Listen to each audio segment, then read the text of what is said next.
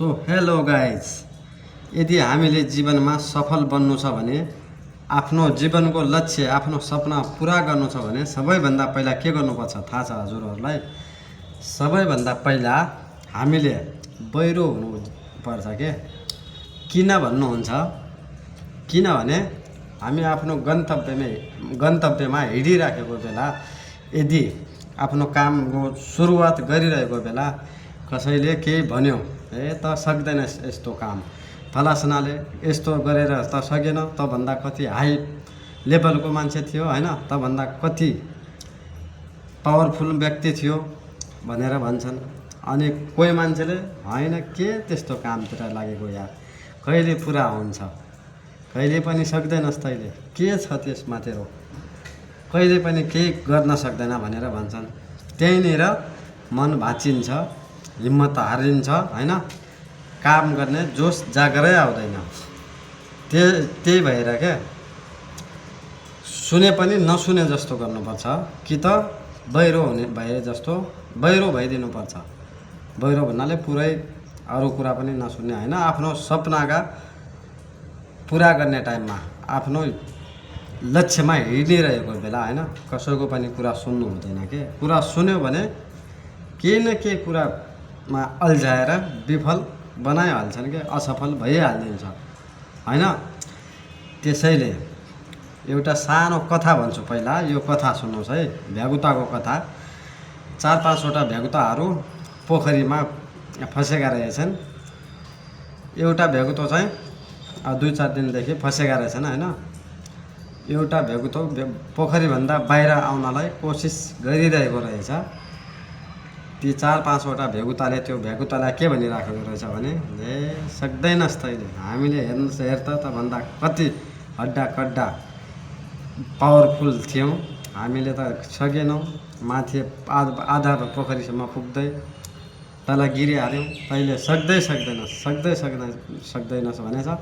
माथि भएका भ्यागुताहरूले पनि पोखरी बाहिर भएका भ्यागुताहरूले पनि त्यस्तै भनेर हाँसिरहेछन्। हेर त हेर कसरी आइरहेछ, त्यसले के गर्न सक्छ, त्योभन्दा कस्ता भ्यागुताहरूले त सकेन, यसले के गर्छ, ए नआइज लड्छस् भन्दै रहेछन् हैन, भित्र भएका भ्यागुता र बाहिर भएका भ्यागुता। तर त्यो एउटा भ्यागुताले आफ्नो कोसिस जारी राखेछ, जसरी भए पनि त्यो पोखरी बाहिर आउने कोसिस गरिरहेको रहेछ र नभन्दै बाहिर आएछ। र बाहिर आएपछि भित्र भएका भ्यागुताहरूलाई पनि सोधेछ, बाहिर भएका भ्यागुताहरूलाई पनि सोधेछ, तिमीहरूले के भन्दै हुनुहुन्थ्यो, मैले त सुनेन, म त आइहालेँ बाहिर भनेर भनेछ। ती भ्यागुताहरू पनि छक्क परेछन्, ए त कानले सुन्दैनस् तेरिका भनेछ। कानले नसुने पनि तर त्यो भ्यागुताले चाहिँ आफ्नो लक्ष्य चाहिँ पुरा गर्यो नि। अरू भित्र भएका पोखरीभित्र भएका भ्यागुताहरू चाहिँ नआउन सकेर त्यहीँ मरेछन्। त्यो भ्यागुता चाहिँ बाहिर आएछ, तर भ्यागुता पक्कै बहिरो त बहिरो रहेछ हैन, किन कुरा सुनेन। त्यसैले हामीले पनि साथीहरू यदि कसैको कुरा सुनेर, हाम्रो वरिपरि मान्छेहरू छन् नि, तिनीहरूकै कुरा सुनेर पनि आफ्नो लक्ष्यमा अगाडि बढेनौँ, आफ्नो काममा हात हालेनौँ हैन, केही पनि गरेनौँ भने, जसरी अहिले हाम्रा वरिपरि बसेका छन् नि मान्छेहरू, ती मान्छे सरह बस्नुपर्छ। हामीले पनि जीवनमा केही पनि गर्न सकिँदैन हैन।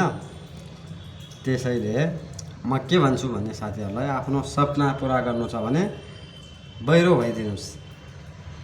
सपना पुरा हुन्जेल नहुन्जेल कसैको पनि कुरा नसुन्नु होला, आफ्नो लक्ष्यतिर लाग्नु होला, आफ्नो गन्तव्यमा पुग्ने कोसिस गर्नु होला। एकचोटि हार खाए के भयो, दोस्रोचोटि हार खाए के भयो, तेस्रोचोटि हार खाए के भयो, एक न एक दिन त अवश्य गन्तव्यमा लक्ष्यमा पुगिन्छ है। हामीले जुनसुकै काम गरे पनि, जस्तोसुकै काम गरे पनि सुरुवात चाहिँ पक्का गर्नुपर्छ। सुरुवात सानो भए पनि सफलता चाहिँ ठुलो हुन्छ है, यो कुरा पनि याद गर्नु होला। जेसुकै कुरा भए पनि हामीले सुरुवात चाहिँ गर्नुपर्छ, आफ्नो सपना पुरा गर्नुपर्छ। यो संसारमा आइसकेपछि सबैलाई एक न एक प्रतिभा भगवानले दिएको छ, आफ्नो खुबी देखाउनु होला है। मेरो कुरा कस्तो लाग्यो साथीहरूलाई कमेन्टमा भन्नु होला, एउटा लाइक पनि गरिदिनु होला र मेरो युट्युब च्यानललाई सब्सक्राइब पनि गरिदिनु होला साथीहरू, किनकि म जस्तै धेरै साथीहरूलाई मोटिभेसनल दिने कथाहरू लिएर आउँछु। अनि म जस्तै साथीहरूलाई हैन आफ्नो मिहिनेत गर्नुस्, अगाडि बढ्नुस्। यदि कुनै चिजको आवश्यकता पर्यो भने मलाई सम्पर्क गर्नुस्, मेरो फोन नम्बर पनि यतै राखिदिन्छु म हैन। मिहिनेत गर्नुस्, सङ्घर्ष गर्नुस् भन्छु के, किनकि मैले त्यो जिन्दगी त्यो दुनियाँ देखेर आएको छु के हैन। भन्नाले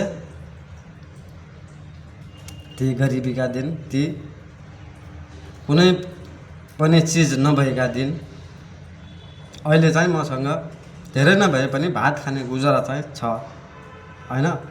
त्यही पनि केही त गर्न सकेको छैन मैले पनि हैन, तर आफ्नो सपनाको सुरुवात गरिराखेको छु।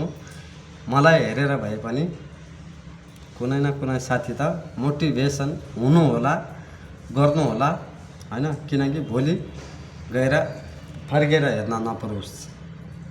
कुनै पनि चिज वस्तु ल्याउँदा एकछिन त्यसको मोल हुन्छ नि, त्यसको मूल्य सोध्न नपरोस्, किनकि कुनै पनि चिज सामान किन्दा ल्याउँदा आरामले ढुक्क भएर ल्याउन